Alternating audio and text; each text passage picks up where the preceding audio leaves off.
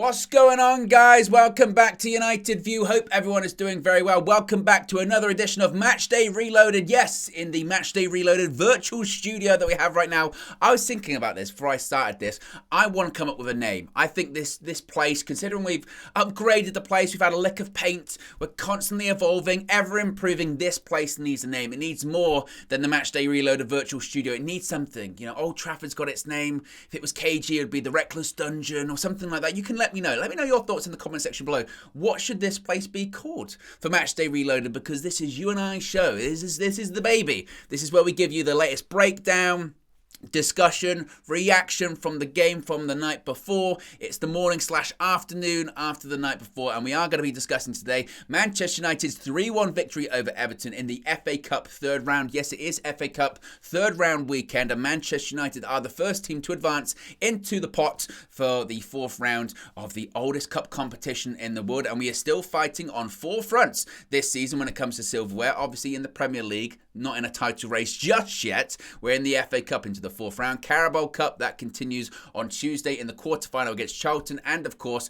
we have that infamous Europa League tie against Barcelona on the horizon next month as well. So plenty to get into today. We're going to be talking about some player quotes from Marcus Rashford. We're going to be talking about Eric Ten Hag, some quotes for him. We're going to be getting reactions, as always, from the likes of KG, Flex, Marcel. We're going to be talking a little bit about some really serious topics. Actually, I mean, let's be serious here. I know I've come in with a lot of energy so far. We've got to talk about a serious topic that I want to touch on later on. Very serious. And we're also going to get some more reaction outside Old Trafford as well. So that was a little bit of a teaser there, wasn't it, as well? So be sure to smash a like on the like button. Be sure to subscribe as well, bottom right-hand corner. But a good performance. Goals, of course, from Anthony early on in the game after about 4 minutes. An assist from Marcus Rashford. That was then cancelled out after a terrible mistake by David De Gea led to Connor Cody equalising. Speaking of Connor Cody, though, he found the net at the same end in the second half, but inside his own goal this time. It was an own goal from Cody after great work from Rashford. Speaking of Rashford, he then rounds out the victory with a penalty after Alejandro Garnacho won a penalty late on in the second half. And as I mentioned, we go through to the next round, and certainly, was it a perfect result? Was it a perfect performance? No. Was it the result we were looking for? Yes. Not every performance is going to be perfect. Not every performance is going to be clear-cut and easy. And at times, certainly, we made it difficult for ourselves yesterday. But the important thing, the thing that matters, and the thing that people remember is that we're through. The result is only what matters. As Eric Ten Hag said in his press conference prior to the game, you can't win the trophy at this time of the year, but you have to put yourself in the position to win the trophy later on in the year. And you can certainly lose the trophy at this stage of the year as well if you get eliminated. Now, after the game, Marcus Rashford, of course, who won player of the match, and deservedly so, certainly, was asked by ITV, who were covering the game, is this the best goal-scoring form that you've been in? And Marcus Rashford said, yeah, probably goal-scoring form. This is probably up there with the best I've been. An interesting stat, actually, as well, that comes from Opta, is that Marcus Rashford is the first Manchester United player to score in 7 consecutive home appearances in all competitions since... Let me know in the comment section below. Who is it? Who is it? It doesn't matter. I'm going to tell you anyway. Wayne Rooney in 2012. So pretty good competition he's in keeping with.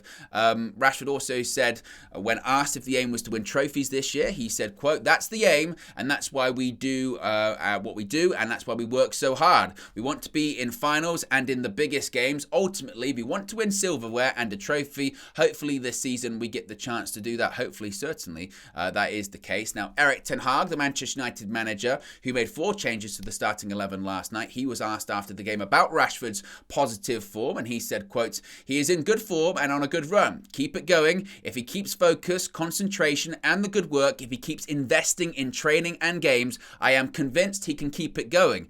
And what a success story of Marcus Rashford under Eric Ten Hag. And I know the reaction might be, oh, and you're gassing him up too much. He's still got to show consistency. And that's true. He still does have to show consistency, certainly. Marcus Rashford, it's not...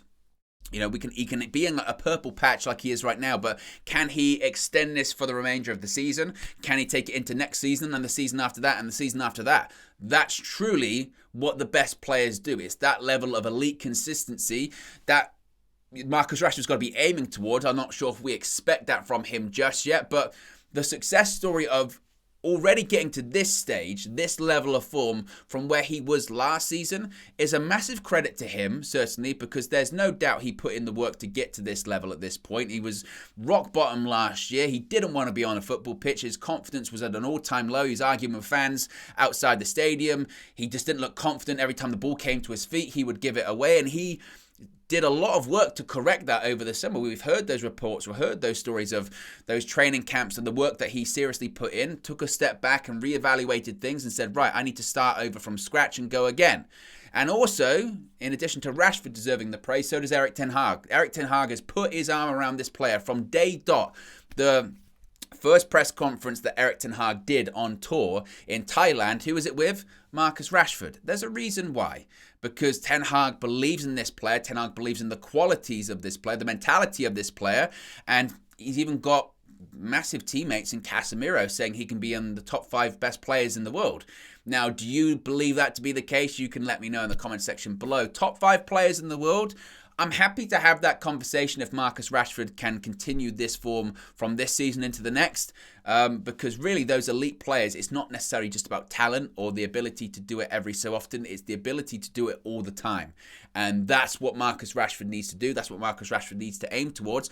As of right now, when he scored the last 7 home games in a row, that's the kind of level that you need to be aspiring to. And that's the kind of level, as a Manchester United fan, you want to see. In times gone past, that's what we expect. Now, have the standards dropped in the last few years? Absolutely. And the results have reflected that.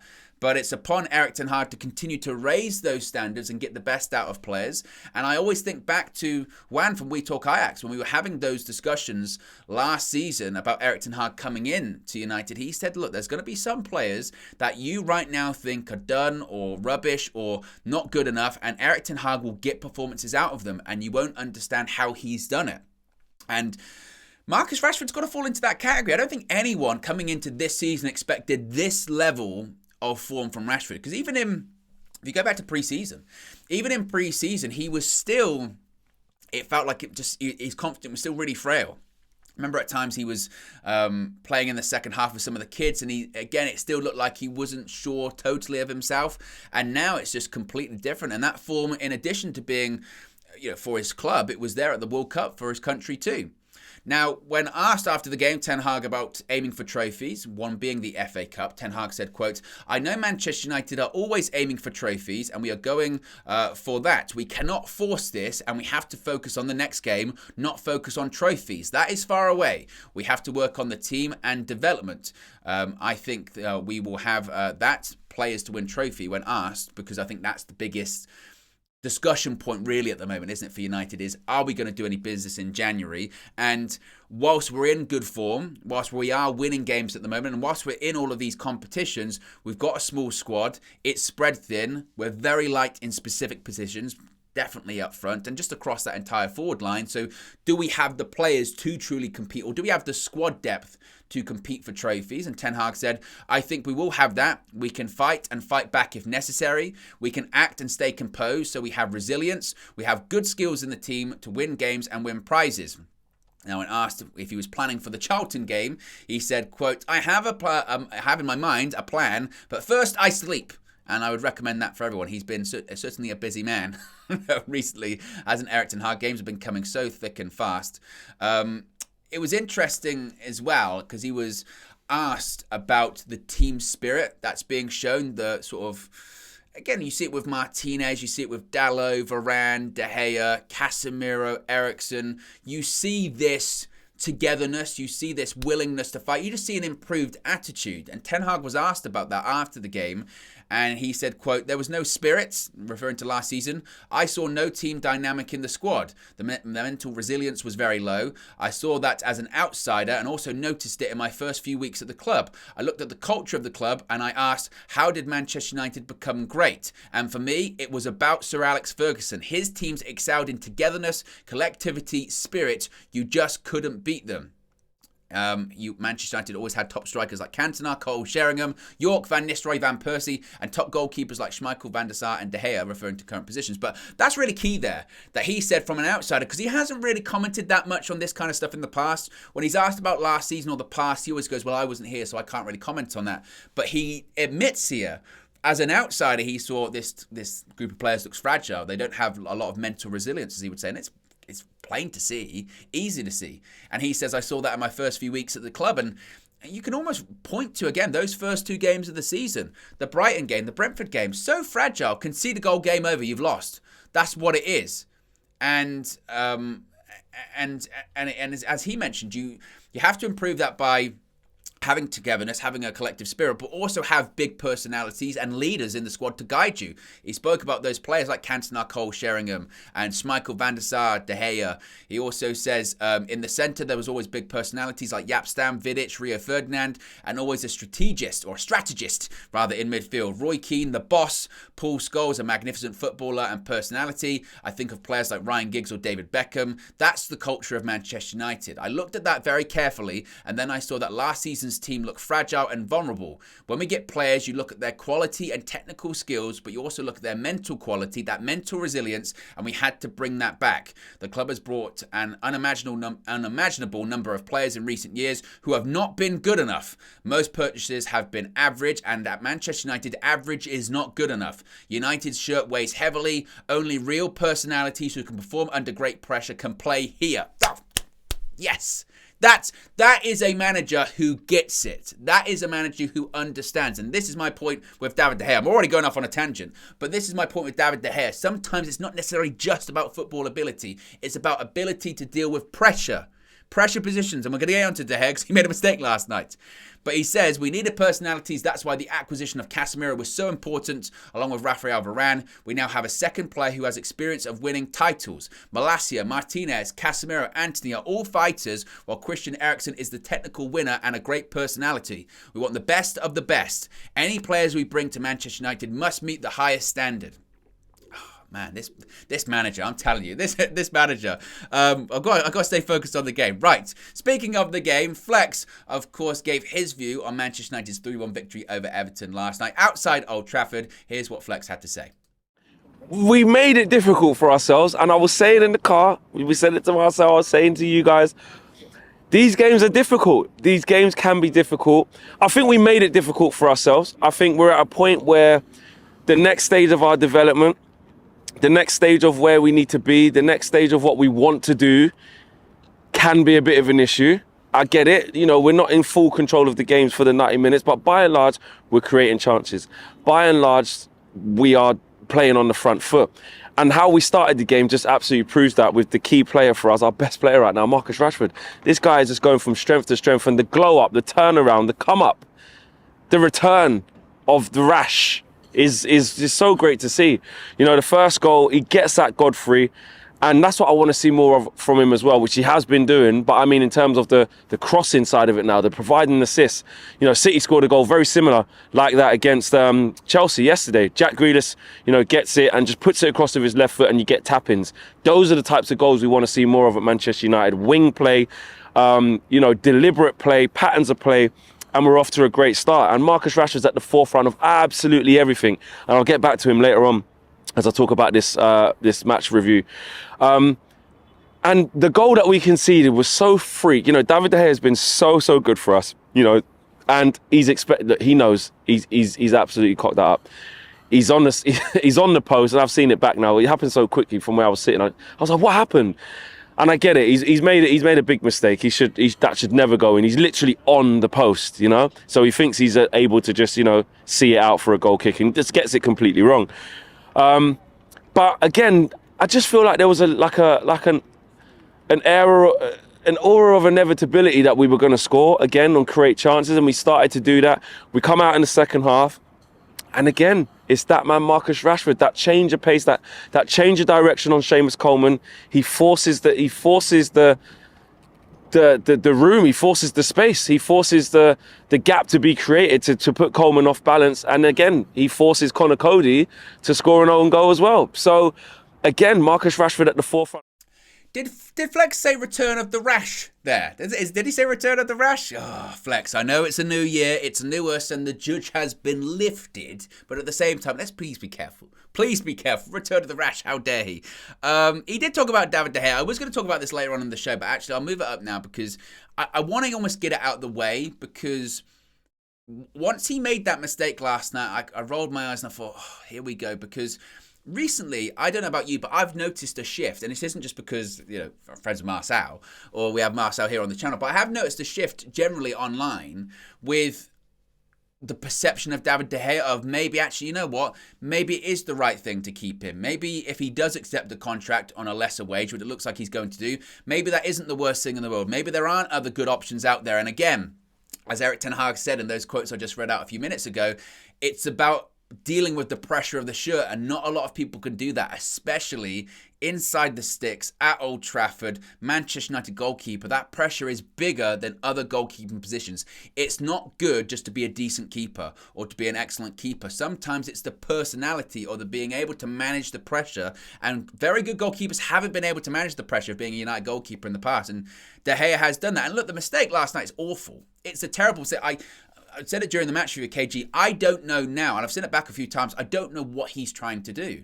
Because as a goalkeeper, your natural instinct is to get yourself in front of the ball. Put yourself in front of the ball, even to the point where a ball will come out, you'll just stick your leg out because, again, it's instinct. So he almost tried to get out of the way of the ball, which really confused me last night. And look, it's just a bad mistake. But at the same time, if you're going to focus on those mistakes, then you also should focus on the times that he's won us games, which has happened very, very recently. Against Wolves, we win that game because David De Gea makes crucial saves in the last few minutes, particularly from that corner. Against Bournemouth, we win 3-0, but it easily could have been a different scoreline if David De Gea didn't make important saves. And go back to West Ham at home this season, he won us that game by the saves he was making in the last few minutes. Some really, real key critical saves. I think one was from Declan Rice. So yes, he makes a mistake yesterday. Does it cost us the game? No, we won that game anyway. Did it put us in a more difficult position? Absolutely. And I think that game would have looked completely different had that goal not gone in, because we scored earlier on, we had momentum, and once it was made to 1-1, Everton then suddenly had something to hang on to again, and they got people behind the ball and they were resolute. But ultimately, we scored 3 goals in the end. Second half, we came out, scored a goal very quickly. Again, whilst the ball was in play, because the Iwobi injury happened very early. So, again, it happens. My point being, it happens. Did it negatively affect us in the game? It hurt us, but it didn't cost us the game. As far as Rashford, once again, I mean, I've spoken extensively on Rashford so far today. I think he's just, at the moment, he's our best player. But right next to him, I think, is Casemiro. I mean, once again, he came off as a substitute in the second half of Fred, which was actually quite surprised by Erik ten Hag. But Casemiro is just his ability just to not only to win the ball, but when he gets up, he always finds the right pass, and he's spraying the ball around the midfield so beautifully. And in the first half, it was somewhat frustrating in the sense that he was finding actually good passes and spraying the ball out wide right to Rashford or to Anthony, and or to Martial, feeding the ball into Martial, and it was almost like, I don't know if there was an instruction to take a shot early or take a shot from the edge of the box, but I felt like we weren't working the ball into the box enough, and we were being a bit rash, not clinical enough, and just not composed enough, which isn't really something you'd associate with this United team at the moment. But again, I'm going to touch on this later on. In the end, it was fine anyway. But Casemiro, once again, was absolutely fantastic, because that's what he does at the moment. He is so class. And I mean, what did Graham Souness say? He was a so-so player. He's a so-so player, or he's steady Eddie. Whatever he said is nonsense, because Casemiro has won 5 European Championships, and he was not carried in that Real Madrid side. I think there was this misconception that because he played in the midfield with Modric and Kroos, he was carried. Of course, if you play with better players, you get better and you've got a better chance of winning. But we kind of, you would think, listening to some people, Casemiro did nothing at Real Madrid, which is so far from the truth. Whilst Zidane was there as the manager, Casemiro was one of the first names on the team sheet, because he was so important to that Zidane style, who at times played somewhat pragmatic. So I think that, again, he's class, he's world class, and heaven forbid anything happens to him this season, because he's already so important. Now, I also spoke to KG after the game, and if you're expecting a bit of recklessness from KG today, you're probably not going to get it, but you are going to get some interesting views on what he thinks about United's 3-1 win last night. Are we saying then, because you said like last season we might have lost that game, or especially when it got into that type of game we might have lost, is the difference Erik ten Hag? Is it his mentality that's the difference between now and then, or is it ten Hag plus the addition of other players like Casemiro, like Eriksen, and a rejuvenated Rashford? Definitely. I think it's a bit of both. The standards have definitely been risen, you know, when you look at the players, and just even like, I remember Fred coming on for Casemiro, and I was a bit nervous because Casemiro's been brilliant, right? And you say to yourself, well, you're going to lose a bit of steel and bite in there. But Fred does well today. Another game where Fred comes on as a supporting cast and does his part, plays his game. Again, McTominay in there is another body where you say these guys know, they understand the assignment. Everyone has been given clear instruction. This is how we're going to play this game. This is how we're going to get through it. We needed Licha. That was one of the things where you say that one thing we have missed, that DNA of, the players all being gassed, all being on it. You can see it fully comes from him because we haven't seen a high five and all that energy in a long time. Yes, they've been defending and keeping clean sheets, but I'm talking about enjoying defending. When defending looks like scoring goals. We haven't seen that from Delo. That energy that was there, and that was coming from the passion monster in Martinez. Now he's back. You see when he comes in and, he has to, he gets the ball out of the game using his back. And it's like, that's what we need. We need that person. He's another leader in there. And what you're talking about, the point that you do make is about losing that game last season and to now is the leaders that's showing up for Man United. There's many leaders that are just making themselves present, I think it's really interesting what KG's saying there because it kind of almost reflects those quotes we just heard from Erik ten Hag, actually, isn't it? And I didn't really put those two and two together to just now. That we did speak about that last night. That I do think, and this has kind of actually been a common theme recently. I think the way the game played out, where it got scrappy, and we did concede a silly goal. I think last season that we'd have ended up losing that, or that had gone to a replay, or we just wouldn't have got the job done. And I think the same of when we played Wolves away recently. I think that was another one whereby I think this time last season, I think we lose that game, or we certainly don't win it. I think it stays 0-0, or Wolves get a win, and we sort of go, what is going on with Man United? And I do think the difference is Erik ten Hag, and I do think he deserves a ton of praise because he's the spearhead, and the buck stops with him, and he picks the team, and he sets up the tactics, and he's also initiated these signings, these players that have come in, and also, as he spoke about, leaders. That's what it is. It's leaders and it's mentality. It's the Ten Hag mentality. And to KG's point too, I know the squad isn't exactly where we'd want it to be right now. It still does need improving. The squad depth does need improving, particularly in certain positions. But at the same time, I look at, say, the midfield. I think that is one of the biggest points of upgrade. Midfield and actually the centre-backs. But midfield has been such a point of upgrade in Manchester United over the past 12 months. For years, for 2 or 3 years, we had McTominay and Fred. And they got a lot of criticism. I think sometimes it went a bit too far. Sometimes what social media is like. When they criticise players, they pretend that player can't kick a ball and can never play football. That's not accurate. I think the more fairer criticism of Fred and McTominay was, you will not win a title with Fred and McTominay in midfield. You probably won't qualify top 4. I know Ollie did it a couple of times, but the point being, you cannot have long-term sustained success with those two as a regular midfield pairing. Now, what you can have success with is what we're seeing right now. Whereas McTominay and Fred on the bench, they can come on. I really like Fred as a second-half substitute. I think at times he can be so important of, we need extra legs, or we need energy, or we need something to shore up the midfield, or we need a bit of defensive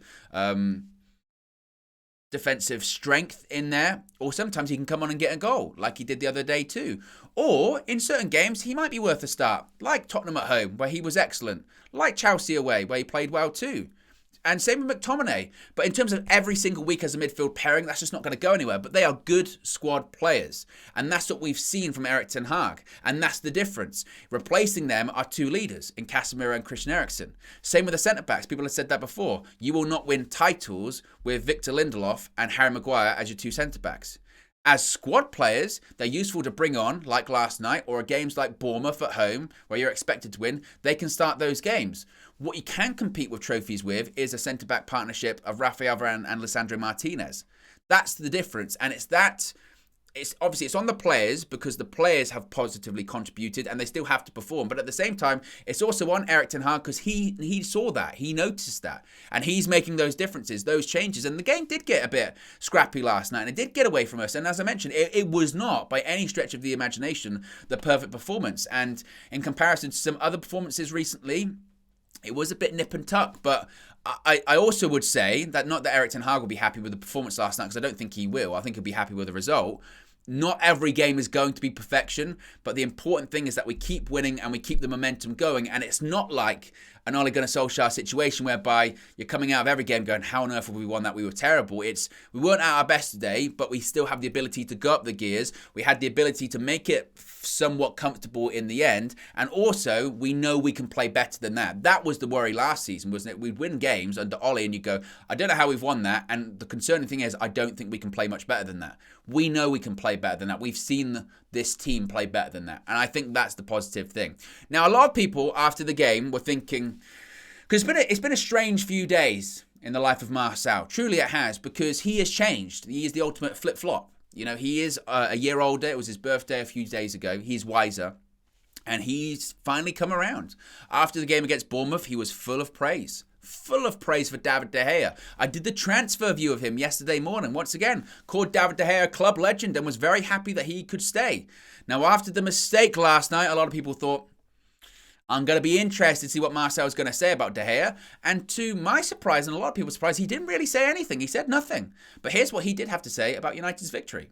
From the start, Rashford on it from the start. I mean, 3 minutes in, we scored. I think a couple of chances created as well in the first few minutes. Fantastic player he is. You know, he's really coming on now. Consistency's there. Just in that stadium, we believe in this guy, and he believes in himself, man. He's playing beautiful football. He's taking souls as well again, isn't it? It's almost like, you know, Ben Godfrey gives it to him a little bit. Yeah. Then he's like, all right, come, let's go. Let's get at it. Let's get to work. And it's great to see him just taking on players, full of confidence. Like just ready to express himself, man. Yeah. That's the beautiful thing when you're playing in confidence. You know, there's performances like this, and you know the second goal that he scores in the second half, or that you could claim that it's just from nothing. We weren't playing good at that period. Jink, come back, Jink again. They're allowing him to play his game. I mean, even in the first half, there was a time where I think he did overplay it. He's coming inside a lot, but players are not really complaining at him. They're allowing him to play. Again, Martial's been a bit.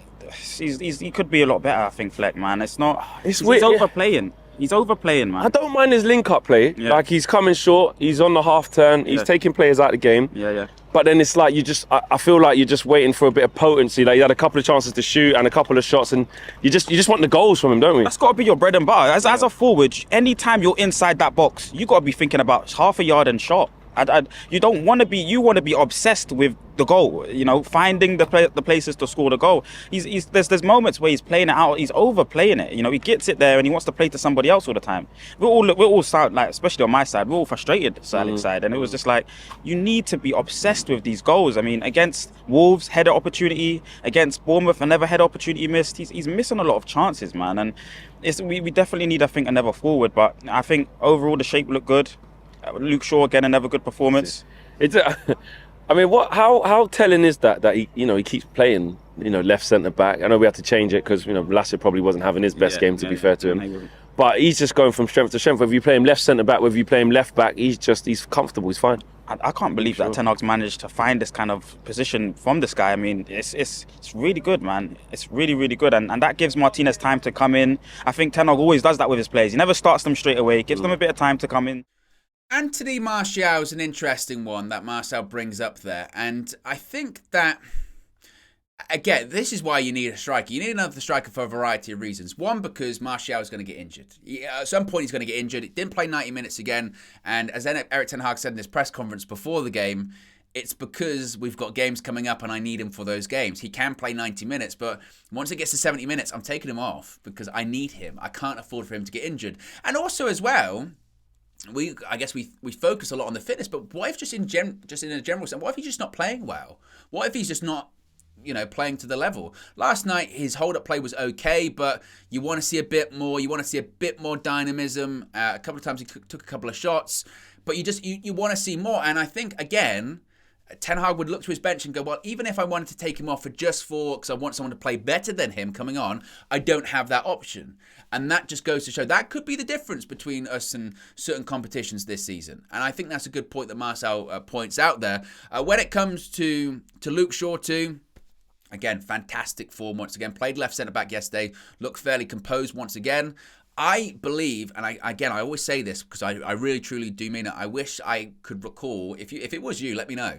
The person that said it in a match view a few weeks ago, or a few games ago, whenever it was, about possibly Ten Hag continuing to play Shaw as a left centre-back because he's maybe considering him for that option when we play Barcelona at the Nou Camp. Maybe he thinks, actually, you know what?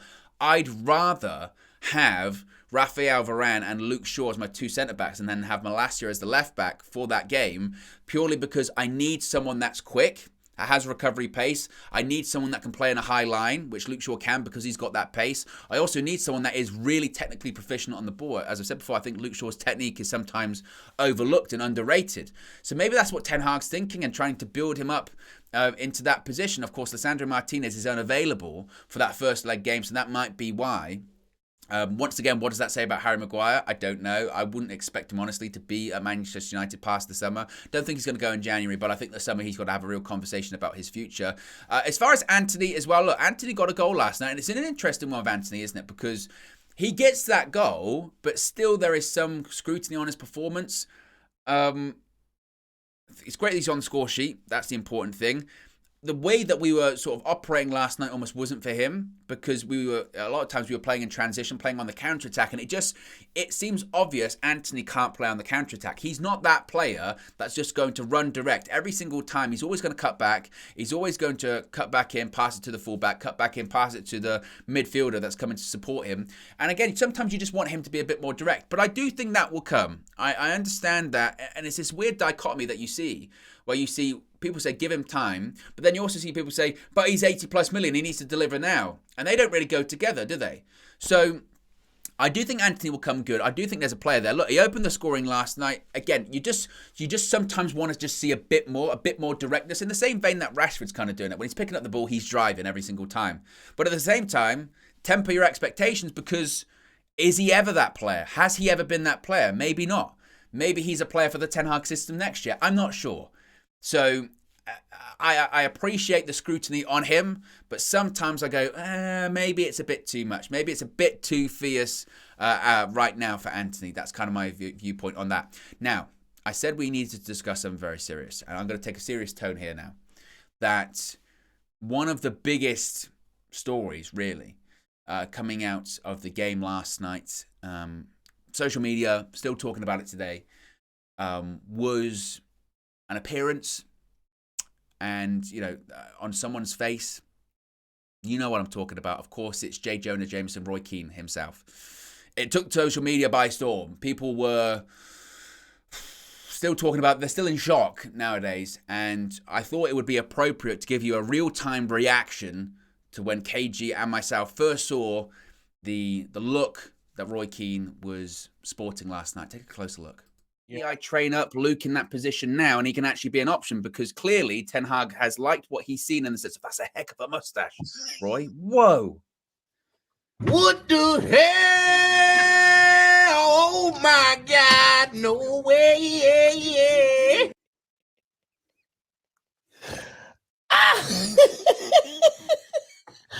Oh, what did you do that for? I know he's a legend, but bloody hell, mate. That really, it stopped me mid-sentence. It's like a car crash. I just went, whoa. I saw it, wait. I can't do it. You can. You can do it. You can. Like, I'm even taking like deep breaths. I'm like, the adrenaline started pumping. I'm like, fight or flight. Oh, no, Keane, man. He's got a broom over his lips. What the hell is Literally. That? Twitter is twittering. Someone said Roy Keane looks like he wants pictures of Spider-Man on his desk by noon. Get me Spider-Man! Parker, get me Spider-Man pictures. He's saying that Roy Keane looks like J. Jonah Jameson. Oh, man.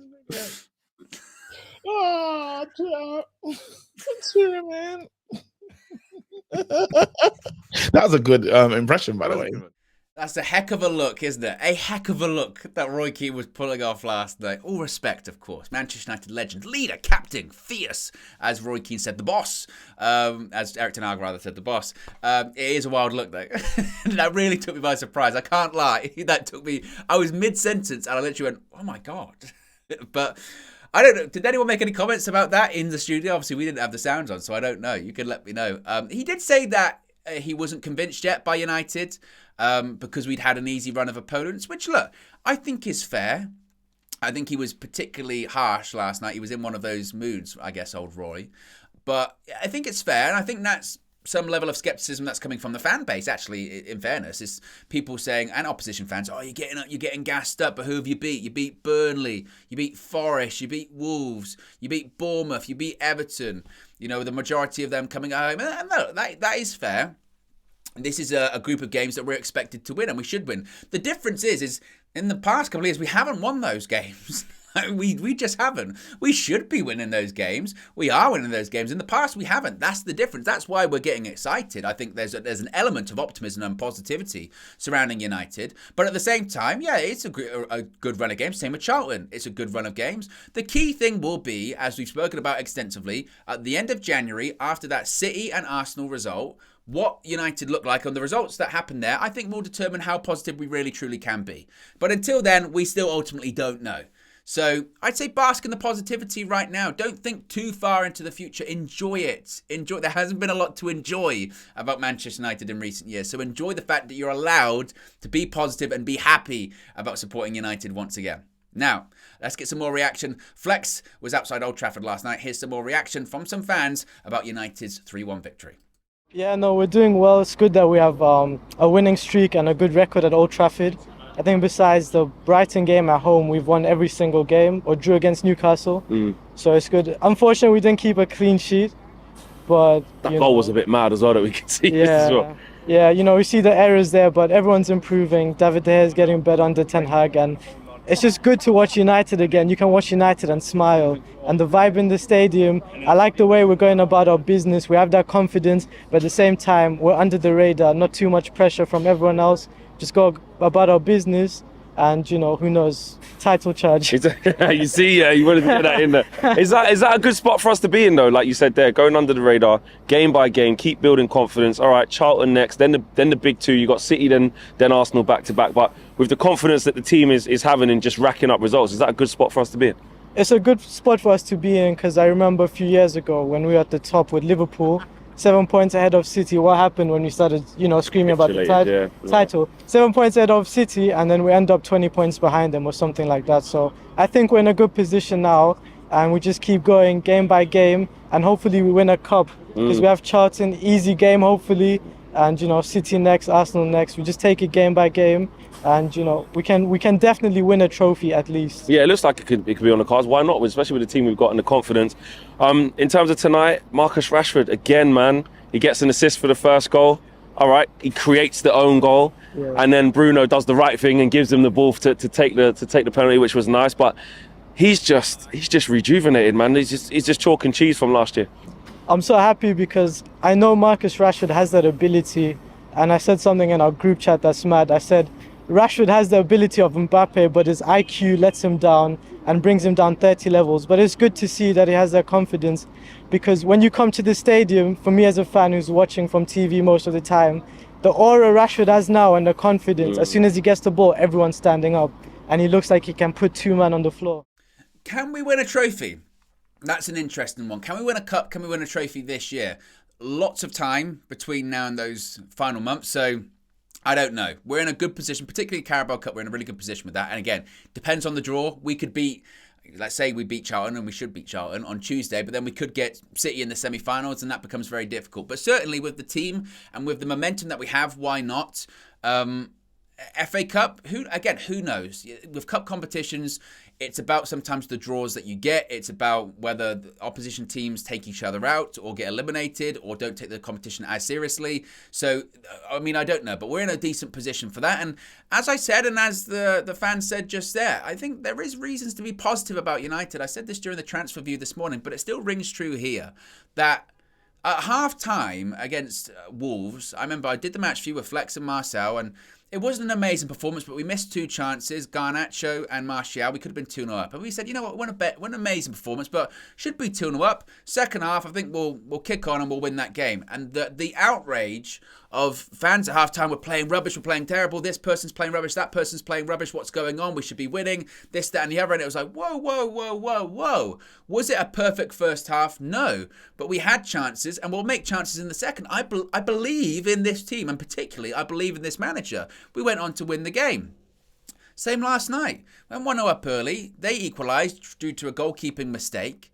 And at halftime, you'd think the sky's full. We think we're getting relegated. Oh my goodness, this player's not good enough. That player's not good enough. Everton are rubbish. Why aren't we beating them? And it's like, okay, guys, I would understand if this was last season, and I would understand because last season, if we went in at halftime 0-0 or 1-1, we weren't winning the game. Or if we were going into this game in terrible form and we'd lost our last 2 or 3 games, and at halftime you go more of the same, rubbish. But we went into this game having won our last 4 or 5 games. Or 6 games, whatever it may be. So if you're at halftime and it's 1-1, have faith, have confidence, believe in this group of players, believe in this manager. If after the game we went out and to Everton, 3rd round of the FA Cup, who are playing terrible at the moment, absolutely, you could say that was poor, that was rubbish, this player didn't perform, that player didn't perform, that player didn't perform. But it's so I think we need to just calm down a little bit and believe.